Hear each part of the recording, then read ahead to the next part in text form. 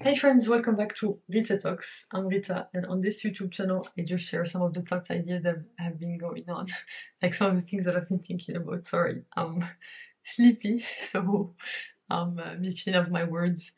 Um, but yeah, it's like a few things that have been going on, which I'm very excited about. Is this Twitter thing is kind of cool. Today I've reached 32 followers, which is absolutely insane. That's more than the Instagram followers that I have on my Rita's Experiments account. At least that's how I'm calling it right now. I think I probably changed it to my name so that I can have like a more consistent handle on all my socials. But yeah, like that's freaking crazy. Out of which is one author of a book that I read, which is The Go Giver, which is absolutely insane. He actually replied to a tweet that I posted, like basically a quote from his book. I just think that's absolutely crazy. I had someone comment on another post that I've made, like another quote from David Goggins' book. I never finished, which is super cool. Like honestly, this is so exciting. I couldn't have possibly imagined like everything that's going on. I know, like, it doesn't sound like much, 32 followers, but this is insane given that I just started this not even 1 week ago. I just started posting 1 week ago. And yeah, it's kind of cool to see the follower count increase as I'm increasing the number of posts. So that's kind of cool. Also, another good news from the Instagram side. I had this one picture that I published yesterday. It was liked by two accounts that are verified. One has like 270,000 followers, which is absolutely insane, and another one that has 50,000 followers, which is so freaking cool. It's not that having followers is that important. Like, I know, like in yesterday's video and in today's video, I keep talking about like being impressed by people who have thousands and thousands of followers liking my stuff or following me. It's just it's breaking some limiting beliefs that I have, that I know that these people are also human beings and normal human beings. Um, I don't know. It just there is just this thing where I guess I never thought that anything that I make, or like basically, okay, on Twitter, I'm not making the stuff. Basically, I'm just quoting from any books that I'm reading. But on Instagram, it's my actual photos. It's actually cool to see. One of them is like an actual designer or like a photographer for like some big brands. I don't remember. I checked out his account super quick, but I don't really remember. And another one is the official account of an actual artist. So that's freaking cool to see. And yeah, I mean, this is just like I think I made my photos account public. I think about 1 or 2 weeks ago. No, not even 1 or 2 weeks ago. Also, around the same time as I started posting on Twitter, maybe a few days earlier than that. And that's exciting. I mean, for sure, it's kind of fun to see people that are not people that I actually know interacting with the stuff that I put out there. It's kind of cool to get that validation. Obviously, I don't want to get myself into getting addicted to that. I don't know, to that feedback, because I don't want to be dependent on it. I think for all of the stuff that I'm doing, I've put such a long it took me such a long time to make that account public, specifically for this reason, to make sure that I don't tie posting to the external reward of having people uh, like my posts and basically base my worth on that. I don't want to train myself for that, but I just want to train myself to reward myself for my inputs and basically reward myself for putting the work out there, the image, the photo out there, the tweet out there for the sake of putting it out.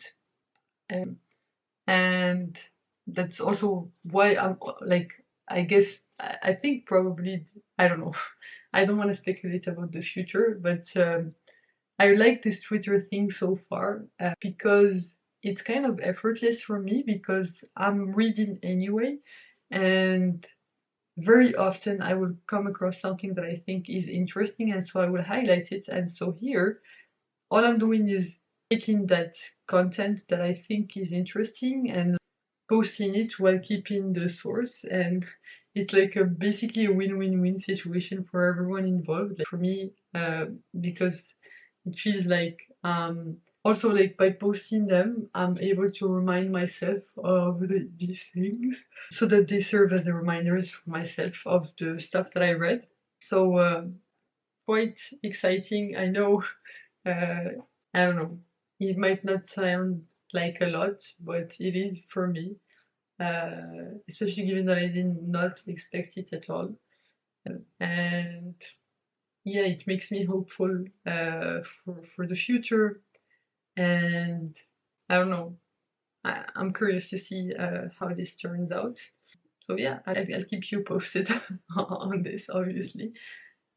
One other thing today is that I did this presentation about generative AI, and I actually used generative AI to help me put this together, which was quite fun. I don't think it was my best presentation that I've ever made, just because of the content. It's a bit ambiguous.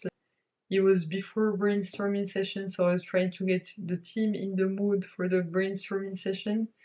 I'm not sure that I did a good job there, but it's okay. I took action, and that's sometimes that's what matters the most. Bias for action, and also the fact that yesterday I didn't sleep very much because I was not able to sleep until like 4 a.m. Like I kept twisting and turning and like changing location from my bedroom to my living room, and then back again, and like I don't know.